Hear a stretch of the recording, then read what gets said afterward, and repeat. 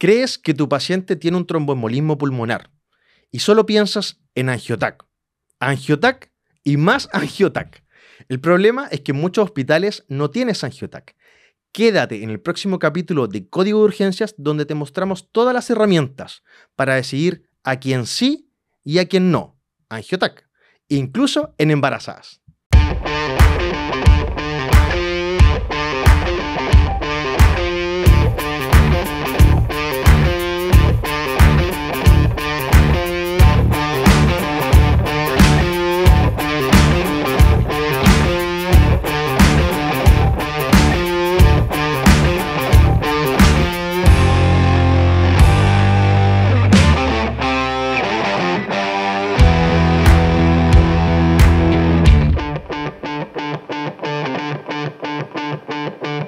Bienvenidos una vez más a este podcast, tu podcast Código de Urgencias. Estamos muy contentos nuevamente de grabar este capítulo. Ya perdí el número, no tengo idea. Séptimo capítulo.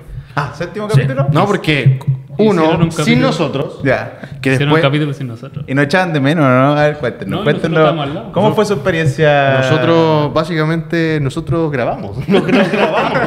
O sea, gracias a nosotros salen bien. Igual ustedes se demoraron como Como 3 días. Como 3 veces, grabaron 20 veces lo mismo y se les borró y todo eso. Y nos echaron de menos, ¿no? Puro aprendizaje. Puro aprendizaje. Sí. Sí, en verdad, igual lo echamos de menos. Hay que Oye, cada vez traen más cosas. Yo no sé si veníamos a una película con Sí. todo lo que trajiste. Ahora, para el público, estamos estrenando las luces. Sí, por eso la pelada de pelado Ahora está brilla. tan Espero que brillante. eso, Sí. ahora brilla Igual como más cálido. Igual es raro tener luces, ¿ah? Yo me siento como cómoda. Sospechosamente cómoda. Yo nací para esto. Ah, Ya. Sí, bueno Nico, yo creo que es un tema importante el tema de hoy. Ya a todos nos ha pasado cuando éramos médicos generales, o yo creo que a muchos colegas que se enfrentan a un paciente y viene este miedo a esta patología que tiene alta mortalidad. Sabemos 18 hasta el 30% de mortalidad el TEP.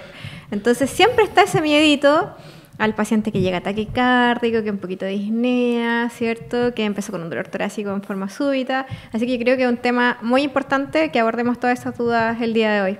Sí, nuestra idea es como dejarle a la audiencia cuándo tienen que sospechar y cómo, porque frente a tantas herramientas yo creo que de repente uno se tiende a enredar de qué Así efectivamente usar. Claro. Y como dice la Jessica, este tema yo creo que para el mundo de la medicina de urgencia es muy entretenido. Y además es bien desafiante porque tiene de todo lo que un médico de urgencia tiene que saber. Lo primero es que debuta con un síntoma cardinal.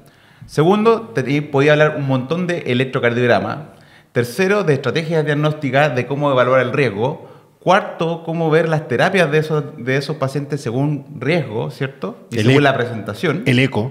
Tiene un poco de Ecocardiograma. claro, de POCUS, ¿cierto? Y lo otro es que si es que el paciente llega muy grave, el manejo puede ser muy, pero muy distinto. Entonces, tiene de todo lo que tenemos que saber y por eso creo que es un tema muy interesante. Así que me gustaría que partiéramos preguntándole a la Jessica la primera pregunta, que es como, oye, ¿cuándo tenemos que sospechar activamente TEP? Y si, por ejemplo, si es que yo veo a un paciente que entra por la urgencia y dice, oye, me duele el pecho, ¿tengo yo que pensar en TEP?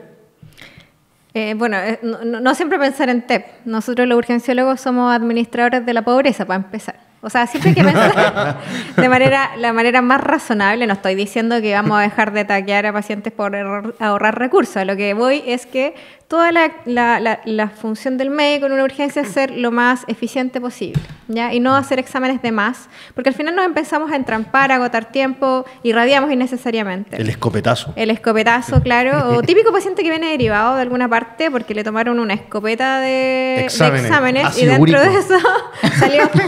Yo he pedido galactomanano igual de Sí. repente. Salió el ácido úrico y un dímero de alto. Entonces ahí te empiezas a entrampar, ¿ya? Sí. Pero eso está... Lo típico, ya tiene neumonía y le pido dímero D. Por si Por si acaso. acaso. Por si Sí, acaso. por si acaso, Sí. quise ver si salía Sí. alto, para En ver una si de que esas, sospecho que- claro, sí.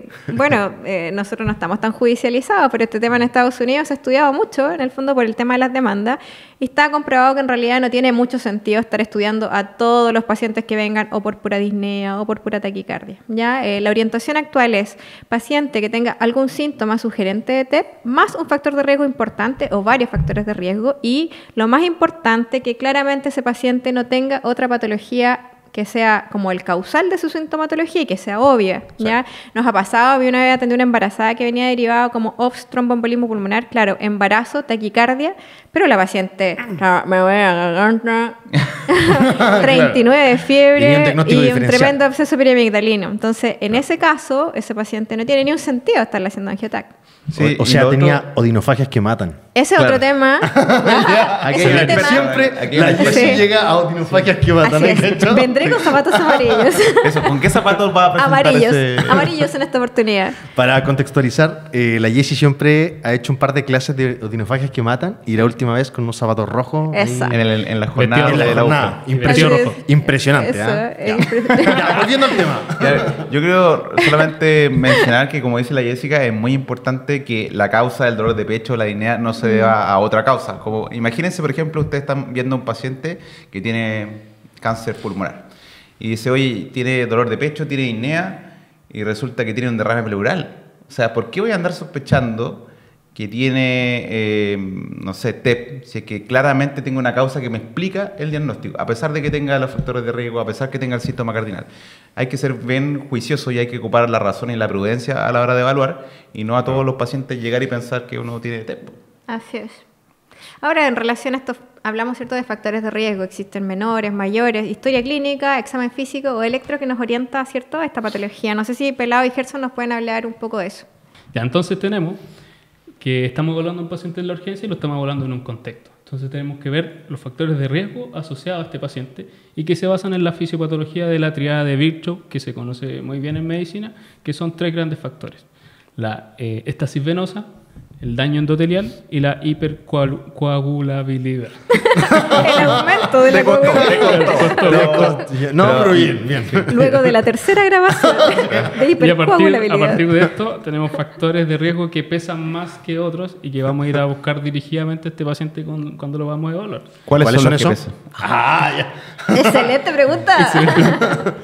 Y hay 5 factores que tienen un mayor peso porque tienen un odds ratio sobre 10, que son haber tenido un antecedente de un TEP previo, las cirugías de cadera, porque sabemos que son pacientes que posterior a la cirugía van a estar en un periodo de reposo prolongado y hay hartos fenómenos tromboembólicos posterior a la cirugía que hay que ir a prevenirlo, las lesiones medulares y los traumas mayores. Estos 5 factores son como los que tienen más peso y que hay que ir a buscar dirigidamente cuando uno está evaluando al paciente. Y posteriormente las guías nos hablan de un grupo intermedio que tiene un odds ratio de entre 2 y 9, donde hay factores, por ejemplo, lo típico que a una mujer le vamos a ir a preguntar por el uso de anticonceptivos orales, por el tema de los estrógenos, o un paciente que tiene un cáncer, sobre todo hay ciertos cánceres que se enumeran que son que protrombóticos, producen, claro. entre comillas, más protrombóticos, sobre todo los tumores sólidos y algunos tipos de cáncer hematológico. Entonces, cuando estamos en la urgencia, vamos a ir a evaluar, ir a preguntar estas cosas dirigidas para no ir a pedirle Dimerode o un angiotac a todos los pacientes, por igual, sino ver en el contexto del paciente y también por qué consulta. No es lo mismo un paciente que tiene un cáncer pancreático, un cáncer renal y consulta por una disnea y desaturación de inicio súbito que un paciente joven sin factores de riesgo y que consulta por un dolor de pecho. ¿Cierto? Sí, pues exacto. En el fondo, lo que le queremos contar a la audiencia es que los factores de riesgo son importantes cuando los asociamos a algún síntoma cardinal, como característico del TEP. En el fondo, muchas veces de repente dicen como, oye, o sea, hay que entró un paciente con disnea. Ya, pero la disnea como síntoma cardinal, el médico de urgencia tiene que pensar en muchos diagnósticos diferenciales. Pues estoy hablando de neumonía, estoy hablando de insuficiencia cardíaca, cualquier, hasta un resfriado común, hasta ANTA, etcétera. Sí, ¿ya? exacto. Entonces, la idea que lo que dice Gerson es que nosotros tengamos un factor de riesgo asociado a un síntoma cardinal que puede ser probablemente el origen de un TEP, ¿ya? La disnea por sí sola en verdad no sirve de mucho, ¿ya? Ok. Y otros síntomas como por ejemplo el dolor pleurítico, el síncope muchas veces que de repente la gente dice, oye, el paciente se sincopió, pero sin un factor de riesgo en verdad puede ser cualquier otro tipo de diagnóstico diferencial. De hecho, síncope igual es otro tema que le gusta mucho a la Jessie. ¿Con qué zapatos le gusta? ¿Con qué zapatos? No hemos tenido la oportunidad de ver zapatos en esa Han clase. sido puras videoclases, sin Claro. zapatos. El dolor súbito, de repente dicen, Doc, desperté con este dolor como al respirar. También tiene no tan buena especificidad, ¿ya? ¿Qué otro síntoma? La hemoptisis. La hemoptisis, igual siempre llegan pacientes con hemoptisis, ¿ya?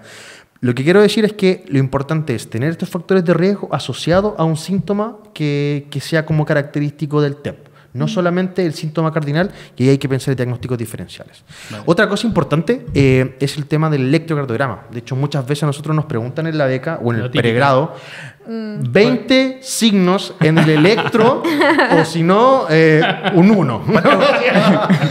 Si no, no se va. Si no, no se duerme. No, que uno encuentre en el electro en el fondo. Bueno, tenemos múltiples signos. Los más característicos, los que te enseñan siempre como en el pregrado, o el que te enseñan en el pregrado, y bueno, también en posgrado, es el S1QTST3, ¿ya? Pero lo principal es que este signo, que te lo enseñan muchas veces, no es lo más sensible. Ni ¿ya? tampoco específico. Claro, ni tampoco específico. Ni frecuente. Y terriblemente infrecuente, aproximadamente el 20%. Lo más sensible es la taquicardia sinusal, ¿ya? Y lo más específico vendría siendo la inversión de las ondas T en par anterior, ¿ya? Esas son las dos cosas más importantes que tenemos que buscar cuando nos enfrentamos a un paciente con tromboembolismo pulmonar. Entonces, tenemos factores de riesgo, tenemos síntomas y tenemos alteraciones electrocardiográficas. Entonces, todo eso nos conlleva, en el fondo, como a plantear el diagnóstico. Nicolás, pero, otra cosa importante, ¿qué es el dímero D?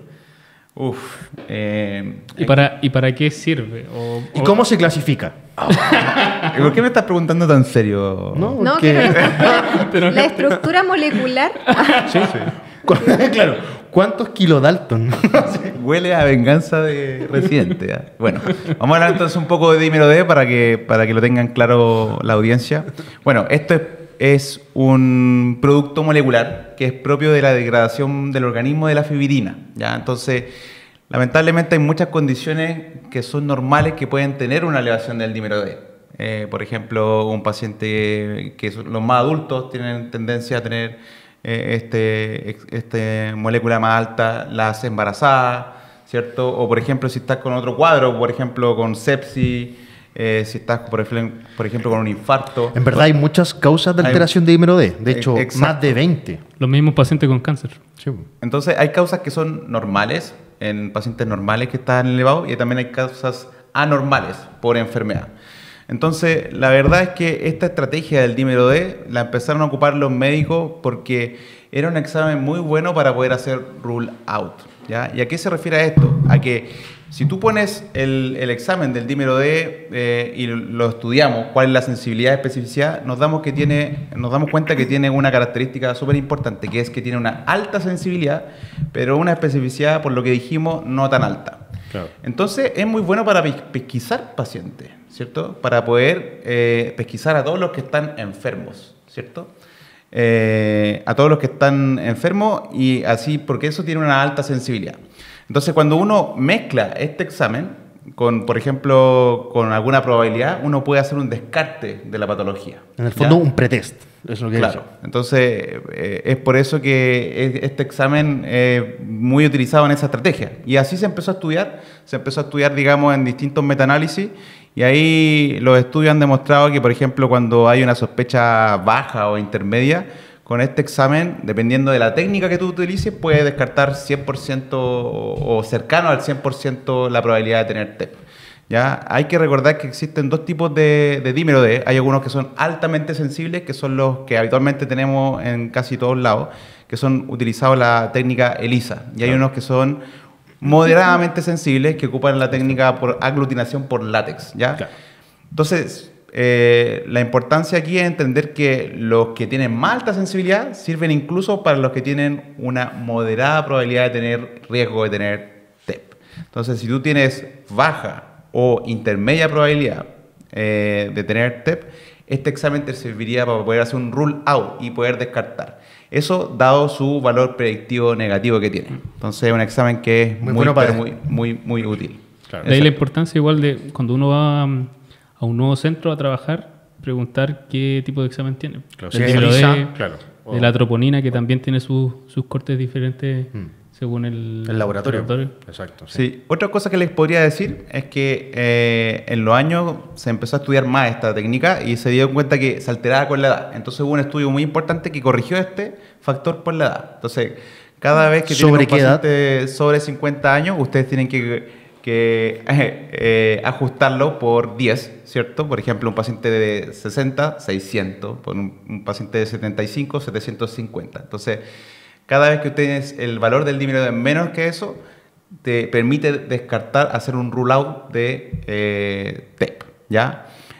Haciendo esa estrategia, se permitió hacer un rule out 5 veces más que la técnica habitual de que era bajo 500. Así que también fue un gran avance, digamos, en una estrategia de diagnóstico esto. Claro, porque si no a todos los pacientes adultos mayores o de repente les pedimos angiotac, no, por la edad, eso. Claro. Sí. Interesante, ¿ah? Yo creo que un 7, ¿ah? Un 7 de la interrogación. Sí. Ahora, ¿te pareció? Me saqué un 7, muchas gracias. Un 7. Oye, pero supongamos que ya entonces sospechamos, Jessica, tromboembolismo pulmonar. Y la pregunta es ahora, ¿cómo me enfrento a un paciente? ¿Qué es lo que tenemos que hacer cuando ya decidí sospechar? Bueno, cuando ya decidimos sospechar, lo que tenemos que tratar de hacer siempre es ir a buscar la menor posibilidad de que fallemos, ¿cierto?, en este diagnóstico. Porque nada que hagamos en medicina, en cualquier patología, vamos a hacer siempre 100% lo correcto. ¿Ya? Siempre se nos puede escapar uno que otro paciente, trabajamos por probabilidades. En relación a eso, el TEP está muy estudiado para trabajar con posibilidades o con probabilidades, ¿ya? Es por eso que hablamos de los pretest, ¿ya? En el fondo es tratar de categorizar a pacientes de acuerdo a los riesgos previo a la realización de un test diagnóstico, ¿ya? Y en cuanto a eso tenemos dos principales escalas pretest, que son la escala de Wells y la escala de Ginebra. El Wells nos permite categorizar entonces los pacientes con baja, intermedia o alta probabilidad de que tenga un test positivo posteriormente, o sea, en este caso un angiotac. Y el Ginebra funciona más o menos similar. Existe un Wells también que es como simplificado, que en el fondo posible o no posible, ¿ya? Que es como el dicotómico. Y de acuerdo a eso, nosotros vamos a decidir posteriormente si hacemos o no este examen, ¿ya? Y aún más útil está esta escala de pretest, que es el score de PERC.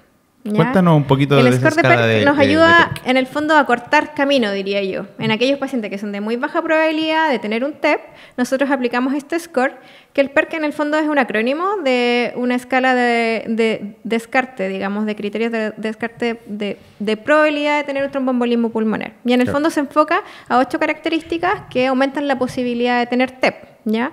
Y lo que buscamos es que el paciente no tenga ninguna de estas características presentes. Por ejemplo, que sea menor de 50, que no tenga requerimiento de oxígeno, que no tenga taquicardia. Si cualquiera de estas características, cualquiera de las 8, sale positiva, el score de PERC nos sirve para descartar, ¿ya? En el fondo, para lo que nos ayuda, para aquellos pacientes que sabemos que la probabilidad de que es muy baja, claro, como esos pacientes que tienen una amigdalitis y lo mandaron del consultorio por un dímero de alto, sabemos que ese paciente la posibilidad es muy baja. Si el score de PERC sale negativa, estas 8 características, ni siquiera es necesario tomar un dímero D. A eso vamos. Por lo tanto, nos ayuda a ahorrar. Los estudios hablan de un 10% casi de estudio imagenológico ahorrado aplicando esta estrategia. Claro, yo me quedo tranquilo en el fondo de que Así el es. paciente... Ahora, hay que destacar, ¿cierto?, y reforzar que son pacientes de baja probabilidad. Si usted tiene un paciente con cáncer, taquicardia, y que su mayor posibilidad de patología sea un TEP, no tiene ni un sentido hacerle un score de PERC. Claro, y en ese caso tampoco el Wells hubiese salido bajo, quizás. Probablemente, o sea, claro, probablemente. Entonces, como siempre nos dicen por ahí, si usted pensó que le calculó un score de PERC a un paciente que tenía un TEP, finalmente estamos haciendo las cosas muy mal. Es una vergüenza. Oye, para la gente en la casa, no sé si saben quién fue Wells o quién es Wells. Don Ya. Philip Viniste con datos. No, Siempre no. viene con un dato Un dato freak freak, para yo dársela creo que interesante para que para Analiza las fans qué que voy tiene a decir Eso. en este No, podcast. lo digo para que la gente sepa ¿Qué que fue es Wells? un hematólogo. Murió de TEP. No, No, está vivo, tiene 2 hijos, Me están es un leseando. hematólogo canadiense que es jefe de la Universidad de Oxford. Para que Mish. sepan. Eso. Imagínate, hola, doctor Don Wells. Sí, Philip adelante. Wells. Así que prontamente invitado, yo creo, ¿no? Sí, invitados podcast en el próximo capítulo. Eso. Sí. Bueno, hemos hablado de un montón de cosas, de factores de riesgo, de electro, de clínica, de dímero D, de score, de probabilidad, pero ¿cómo ordeno todo esto, Nico, para enfrentar a un paciente? Bueno, ahora uniendo lo que tú mencionaste, lo primero es que efectivamente nosotros vamos a estar ocupando esta probabilidad pre-test, porque nosotros vamos a ocupar esta estrategia de diagnóstico que es bayesiana, o sea, tenemos una probabilidad pre-test y luego la cruzamos con un examen y eso te da la posibilidad post-test, ya, para poder descartar o no el tromboembolismo pulmonar. Entonces, lo primero es que si es que vamos a ocupar dímero D, hay 2 escenarios en el cual van a ser totalmente inútiles. Uno ya lo dijo la Jessica. El primero es entonces cuando es muy muy bajo el riesgo, porque podemos utilizar el PERC y poder excluir esta enfermedad sin necesariamente tomar ningún examen. Y lo segundo es que ¿qué pasa si la probabilidad pretest es muy alta? Recuerden que la sensibilidad no es 100%, así que este examen, aunque sea muy altamente sensible, no permite excluir a todos los que están enfermos. Por lo tanto, si tú tienes una probabilidad pretest muy alta, tienes que ir a un gold standard, que en este caso sería el angiotac. ¿Vale? Claro. Entonces, esas son como las reglas que yo te diría como que son clásicas, pero vamos a estar entonces tratando de ocupar esta regla, tratando de que al cruzar una probabilidad pretest con este examen que vamos a utilizar, que es el dímero D, la posibilidad post-test sea, o el valor predictivo negativo, sea menos del 2%. ¿Ya? Entonces, por ejemplo, si tenemos un paciente que tiene una probabilidad pretest baja, pero no es posible aplicarle el PERC, ¿cierto? O intermedia y podemos tratar de utilizar el dímero D, luego de eso utilizamos entonces el dímero D, lo ajustamos por la edad y si es que eso sale negativo, es probable, tú puedes descartar TEP, ¿ya? Y si eso sale positivo, tú tienes que ir a evaluar con el gold estándar, que es el angiotac. Versus si es que tiene muy alta probabilidad, como mencionamos, Va a ir a angiotac directo. va a ir un angiotac directo. ¿Ya? Eso Y es la pasan- forma más correcta de hacer esta escala. Pasan esas dos situaciones como los dos extremos cuando uno está en un hospital de referencia que tiene la posibilidad de tener el escáner, te llaman colegas desde hospitales periféricos que se apoyan en ese hospital central. Tienen pacientes a veces que ya están diagnosticados con un TEP y le toman un dímero D. Sí, Ya, pero y no tiene ninguna utilidad eso. Claro, después de- Eso no, sí pero- que no lo he visto. Pasa- como que- no, pasa sí, yo lo he harto. visto como- Pasa harto. O retrocediendo. sea, hacen como seguimiento. Algoritmo inverso. que quizás quieren que sea seguimiento completo el de- diagnóstico. Claro. Curva de dímero D. Curva de dímero D, claro. O también pacientes que uno ve que con un PERC, si lo hubiesen aplicado, no correspondía tomarlo y se lo toman igual y sale alto y Exacto. sale Ahora, alto. yo tengo una pregunta, porque hemos hablado de esto de ese score, pero yo la otra vez escuché uno nuevo, Gerson. Yo no sé si tú nos podéis contar ese de nuevo que salió, el Years. ¿Te has escuchado hablar de eso? New Year's. New New Year's. Year's. Sí, eso, New Happy Year. New Se Year's. acerca año nuevo, de hecho. Sí, no sé si lo escuchaste por ahí, lo leíste. Sí, bueno, Me lo gusta estudiaste. ese, el Year's. Sí, si tú ya sabes, ¿le recomendaría a la audiencia ocuparlo y por qué? sí, la verdad es que hemos hablado de varios scores. Aquí tenemos uno nuevo, el Years, que nos sirve a partir de 3 factores que uno va a buscar dirigidamente. Si no está ninguno, o sea, nos suma 0 puntos, con un corte de dímero de 1000, yo puedo descartar el TEP sin la necesidad de tomarle un angiotac. O sea, entre comillas, nos sirve para este setting de paciente que está en un valor intermedio entre 500 y 1000 y yo no busco tomar o me busco ahorrar un angiotac innecesario. Claro. Y se vio a través de este estudio que se podía ahorrar incluso hasta un 18% de angiotac, ya que a los pacientes o al grupo que se le aplicaba estos 3 criterios, y si no los tenían, menos del 1% tenía un TEP en el seguimiento al alta de la atención de urgencia. Entonces, los 3 criterios que se buscaban que estén negativos son que el paciente no tenga una hemoptisis, que no tenga criterios clínicos de TEP y que descartar que no sea el TEP como el diagnóstico más probable.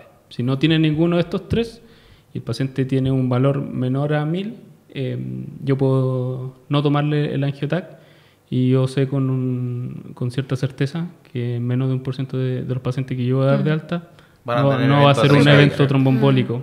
Eso abre una ventana muy buena, creo yo, para, como dijiste tú, de evitar tomar imágenes, porque la idea es ahorrar tiempo y también ahorrar recursos. 18% es harto. Claro, entonces Y va todo en la misma línea de lo que hemos hablado desde el principio del capítulo. O sea, es una patología que siempre hay que estarla sospechando, pero tampoco sospechando de más. Hay que buscar el equilibrio perfecto, no tomarle angiotac a todos, porque la clínica es muy variada, los hallazgos electrocardiográficos son variados y los recursos son limitados. Entonces, todas estas herramientas son como pequeños porotitos que nos van ayudando como a colar mejor a qué pacientes voy a tomarle el angiotac.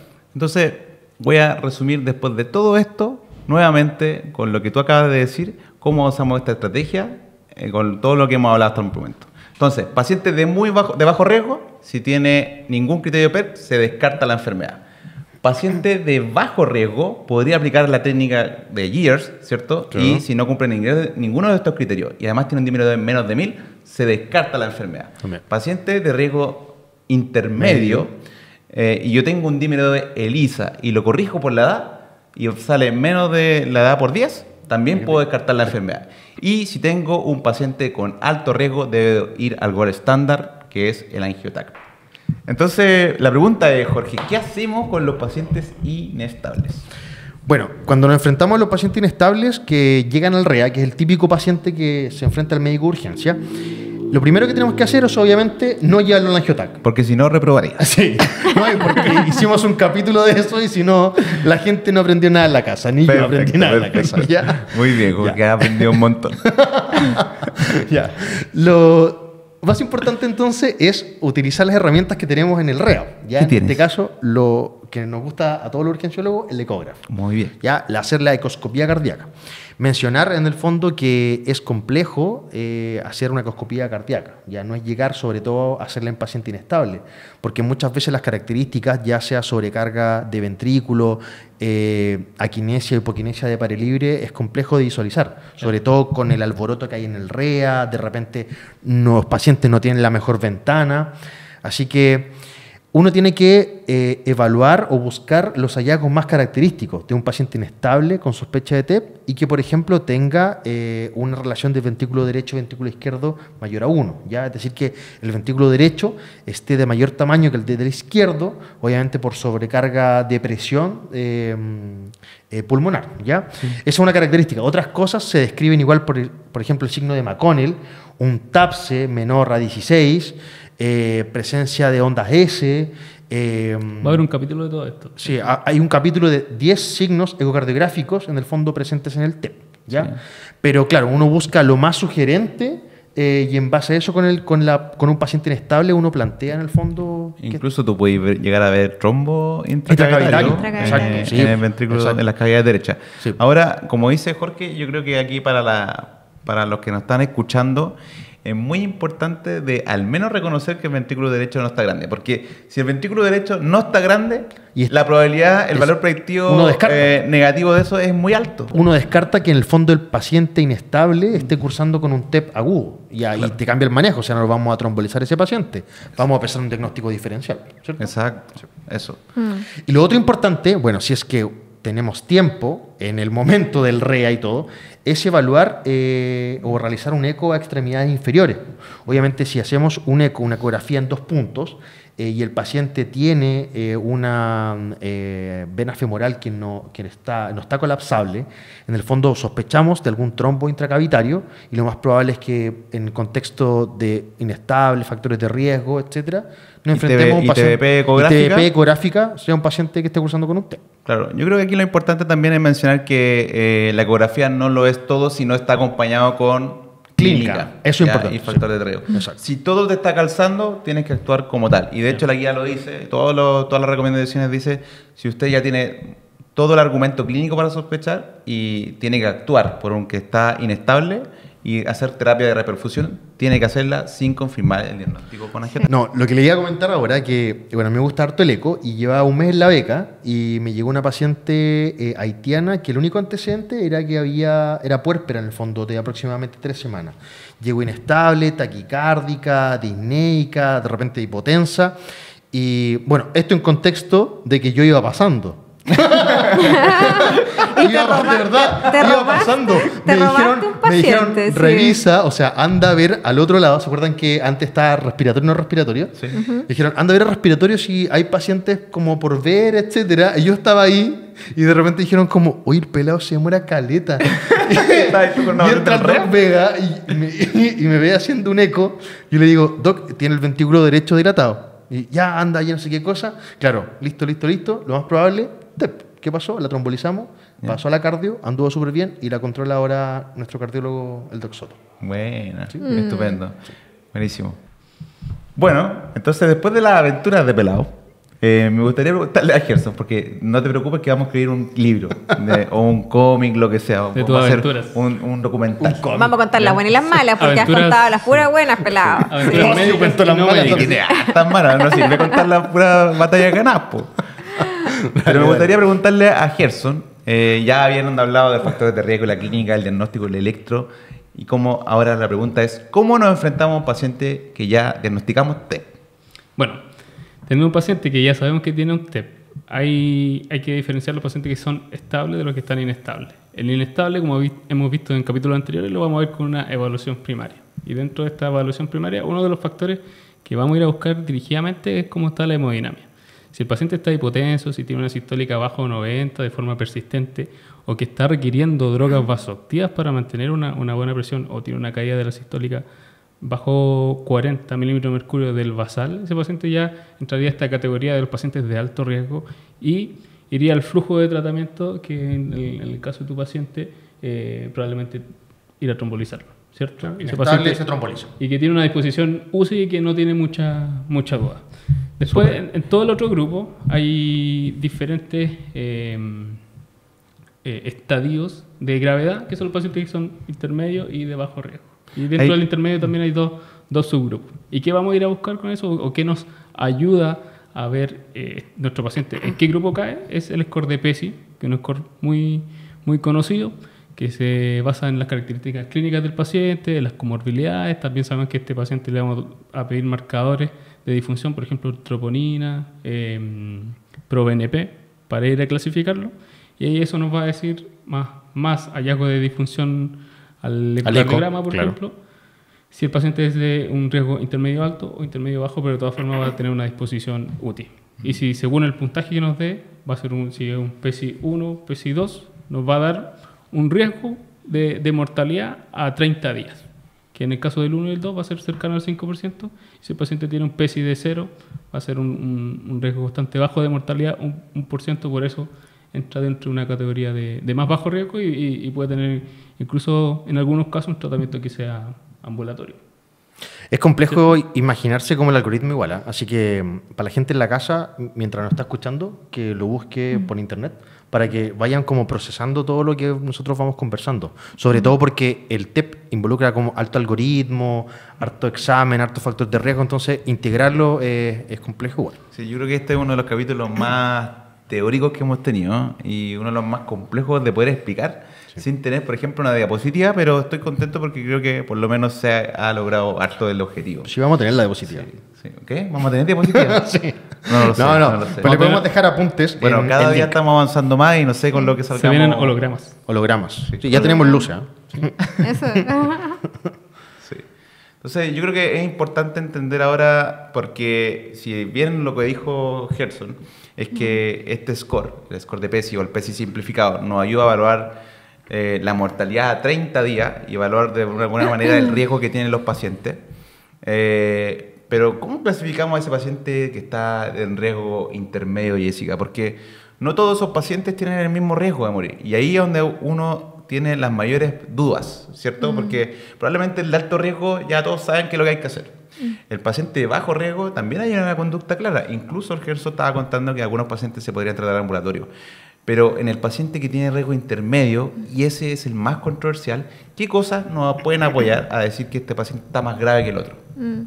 Bueno, en relación a ese tema, como decía Gerson, en general casi todo se basa en el grado de sufrimiento del ventrículo derecho. Pero hay otras cosas que nos pueden orientar y que ha sido también un poco controversia en el ambiente médico, ¿ya? Por ejemplo, la carga trombótica del paciente. Cuando ve un angiotac y ve que está lleno de trombos, ¿cierto? Que tiene trombos bilaterales o la posición de rama principal, trombo cabalgado, dependiendo de la ubicación en relación al ventrículo derecho, es lo mismo, entre más cercano, ¿cierto? Uno tiende a pensar que esos pacientes tienen mayor posibilidad de tener resultados adversos, más malos, digamos. Incluso el trombo intracavitario en algún momento se estableció como que tenía 3 veces más posibilidades de fallecer, ¿cierto? En realidad la evidencia no es tan certera en relación a ello. Uno tiende a pensar, ¿cierto?, que estos pacientes van a tener mayor mortalidad, pero son pacientes que confunde el grado de hipotensión, en el fondo, porque son pacientes, casi todos estos estudios en pacientes normotensos, puede que no tenga mayor mortalidad, pero el paciente que está con un trombo intracavitario y además está hipotenso, obviamente va a tener mayor mortalidad. Entonces, esto es un factor un poco confundente. Sí, en cualquier momento ese trombo migra. Así es. O sea, en el fondo, lo que queremos decir que si bien no hay una evidencia categórica de que esto aumente la mortalidad, sí nos puede orientar a que un paciente que hay que ponerle un poco más de ojo que puede andar mal. Definitivamente, no es para pasarlo desapercibido. Sí, no, porque hemos visto pacientes con alta carga trombótica o con trombo cabalgado, pero que tienen un PESI bajo, le da un score bajo, o sea, un tromboembolismo pulmonar de bajo riesgo, PESI bajo y manejo ambulatorio. Entonces ahí empieza la discusión entre colegas. Claro. En realidad la experiencia no tanta que tenemos, porque somos súper jóvenes con Nicolás. Vemos que aunque ese paciente tenga score de riesgo bajo, es un paciente que no es para manejo ambulatorio. Claro, ¿ya? O sea, si tenía Entonces, ahí está el criterio médico. Un trombo cabalgado, la arteria principal, todo tapado. Porque depende, claro, obviamente, de la reserva funcional que tenga el paciente. Si una mujer joven, 20 años, que quizás puede tener alguna patología basal que no sabemos, que haya hecho un TEP, pero que tiene una buena reserva, probablemente no esté en ese momento comprometida hemodinámicamente, pero lo más probable es que lo vaya a hacer en algún momento. Sí, el mensaje finalmente, oye, creo que la reserva cardiopulmonar es lo más importante, más que la cantidad de trombo. Pero tampoco podéis pasar desapercibido, o no es que no significa nada que tengáis así un trombo en la arteria principal. O intracavitario. Claro, como no da lo mismo tampoco. No, que esté dilatado el ventrículo derecho, igual hay que evaluar varias cosas. Hay otras cosas que sí tienen evidencia de que tienen mayor mortalidad, por ejemplo, que uno encuentra una TBP en el fondo confirmada. Eso tiene una R como de 1,9. La presencia de síncope también se ha asociado a mayor posibilidad de resultados adversos, pero se asocia también a estos cuadros de hipotensión. En el fondo, síncope asociado a un episodio de hipotensión, y eso en el fondo lo que va a reflejar es sobrecarga ventricular, entonces sufrimiento del ventrículo derecho. Hay otras cosas que efectivamente, o sea, evidentemente no tienen ninguna relación, como la hemoptisis. Eso sí está establecido de que no tiene relación con la mortalidad. Así que en relación a ese sufrimiento, digamos, el ventrículo derecho, existen otros biomarcadores que sí tienen más evidencia. Claro, ahí hablando de la disfunción del ventrículo derecho, efectivamente lo más clásico de utilizar, y lo que de hecho recomiendan los SCORE, el uso de la troponina ultrasensible. Y ahí hemos visto, de hecho, que este examen en esta patología se comporta bien específico de categorizar pacientes que tienen disfunción ventricular derecha. No es tan sensible, pero sí tiene harto especificidad para ver la disfunción del ventrículo derecho. Tanto así que uno de los factores que más se asocia a mortalidad a largo plazo, digamos, es que está alterado. De hecho, el riesgo es 6,8 veces riesgo de morir el no tener la troponina alterada. Otras cosas que también se pueden ver es el ProBNP, que en este caso es más sensible y menos específico, pero también se asocia como a 3 o 4 veces más riesgo de morir. Y de las cosas imaginológicas, ahí también hay cosas que son súper útiles. Por ejemplo, la mayoría de las veces todos piensan oye, no sé hacer ecocardio, pero resulta que si ustedes logran ver el angiotac y ven que el ventrículo derecho y el ventrículo izquierdo tienen una relación mayor a 1, ¿cierto? Eso tiene un riesgo de morir de 2,6, más que no tenerlo. Entonces también le da más riesgo. Claro. Incluso algunos angiotac informan el radiólogo como signo de disfunción civil. Claro, de sobrecarga. Claro, de sobrecarga. Y si es que tú sabes hacer ecocardiografía como ultrasonido cardíaco focalizado, encontrar algunos signos que son lejos los más nombrados, son el TAPSI menos de 16 y que tenga la relación de ventrículo derecho, ventrículo izquierdo mayor a 1. ¿Ya? Entonces, esas cosas, que al menos son las más básicas, también te pueden orientar que el paciente tiene más riesgo de morir. Así que yo creo que también son cosas que todo esto, englobando eso, te dan el riesgo a mediano plazo. Sí. Interesante. Bueno, entonces, Jorge, ahora enfrentándose al terror de todo el mundo de la medicina de urgencia. ¿Qué pasa cuando te llega una paciente embarazada y todo el mundo está sospechando TEP? No, y el dímero D se altera en las embarazadas. No, y siempre está taquicárdica. Sí. Y de repente tienen dolor de pecho. Y disnea. Sí, y nadie quiere tomarle una angiotac. Y las piernas hinchadas. ¿Qué Bueno, hacemos? además- Lo primero que hay que hacer es evaluar si tiene signos de TEP. Ya, entonces en el fondo yo le tomo un ecodoppler y en base a eso yo veo si tiene o no tiene signos de TEP. ¿Ya? Si la paciente, por ejemplo, no tiene signos de TEP, yo puedo aplicar el GEARS, ¿cierto? Que es el score que conversamos recién, que conversó Gerson y lo explicó muy bien. ¿Ya? Y en base a eso... Gracias, pelado. y en base al GEARS igual podemos tomar el dímero D. Y el corte en el fondo es menor a 1 o menor a 0,5. ¿Ya? Descartando con el... Menor a 1000. Pues. Claro, menor a 1000. Ya, yo le digo 0,1 porque el corte en el hospital es 0,1. Claro. Y después de aplicar eso, según en el fondo el valor del dímero D, podemos decidir o no decidir tomar un angiotac. ¿Ya? Claro, no es tampoco entonces deleterio tomar una angiotac. No, o sea, de partida lo que hay que hacer es evitar tomar angiotac en embarazadas. Ya. Se puede, ya, pero en el fondo tenemos otros algoritmos o otras formas de anteponernos ante la toma del examen. ¿Ya? Eso es importante que quede claro. Ahora, ¿qué pasa si, por ejemplo, el ecodoppler sale positivo? ¿Ya? Porque, claro, la paciente puede, en el fondo, sospechamos TEP, le pedimos el ecodoppler, tiene TEP. ¿Qué hacemos en ese caso? Si la TEP está presente, tratamos la TEP. ¿Ya? Y fin del tema. Súper. ¿Se entendió? Sí, yo creo que se Claro. entendió. Igual vamos a dejar el algoritmo... Sí, es complejo. Sí, es complejo, pero finalmente existen ciertos principios. Principio número 1, tratar de evitar tomar El una angiotac, angiotac. Se claro. puede, se puede. ¿Ya? ¿Se puede ocupar el dímero D? Se puede ocupar el dímero D con la escala de Years, que está ahora validada. Y lo segundo, si ya no pudiste descartarlo con dímero D, tenés la última patita, que es tratar La de última usar opción. un ecodoppler bilateral de piernas, tratando de descartar TEP. Porque si ya tenéis TEP, estáis sospechando TEP, se trata Eso es, y fin. sí, y fin. ¿Ya? Así que yo creo que eso queda bastante claro. Súper. Y para finalizar, Gerson, ¿te ha gustado este capítulo? Tutun. O cuéntanos. Mensajes finales. Eso, Séptimo mensajes finales. capítulo. Final, séptimo capítulo. Hipercoagulabilidad. Dilo de nuevo, dilo de nuevo. Hipercoagulabilidad. Oye, es importante a la gente en la casa que es un tema extenso esto y esta es La primera parte. la primera parte de TEP. La primera parte Eso es lo de primero, ¿cierto? Súper. Vamos a hacer 2 capítulos de TEP enfocados más en el tratamiento y enfocados quizás en criterios ecocardiográficos y quizás electro y quizás anticoagulantes. Paro en tromboembolismo Para redondear un pulmonar. poco la idea de TEP, primero decir que es una patología que tiene una baja incidencia, pero puede llegar a tener una alta mortalidad. Y siempre tenemos que estar atentos en el servicio de urgencia a identificar el setting, el grupo de pacientes con los factores de riesgo en el cual lo tenemos que sospechar. No pedirle angiotac a todos por igual, no pedirle dímero D a todos los pacientes por igual, no cometer errores, y para eso tenemos diferentes herramientas que hemos visto a través del capítulo que nos pueden ayudar. A través de los años han salido diferentes scores que nos permiten ir de alguna manera limpiando un poco descartando todos estos factores que hablamos, de los factores clínicos, de los hallazgos electrocardiográficos, de qué examen le vamos a pedir a nuestro paciente, este concepto de dímero D, este concepto de rule out que mencionamos en algún momento, que puede ser desconocido para personal no médico, pero es muy relevante porque es lo que hacemos muchas veces en el día a día en la urgencia, ¿cierto? Claro, sí, totalmente de acuerdo. Así que yo creo que para empezar como el pimponeo es, por ejemplo, en pacientes de muy bajo riesgo, aplique la técnica PERC. Ese es uno de los mensajes. Segundo mensaje, Jessy. Pacientes de riesgo alto, no hay que cabecearse, tiene que ir a angiotac. Perfecto. Tercero mensaje. Embarazadas, ecodoppler. Claro. Paciente de riesgo, el PESI, para calcular el riesgo en paciente que no está inestable. Eso es cuando ya está diagnosticado, sí. Cuando ya está diagnosticado nuestro TEP. No, me parece perfecto.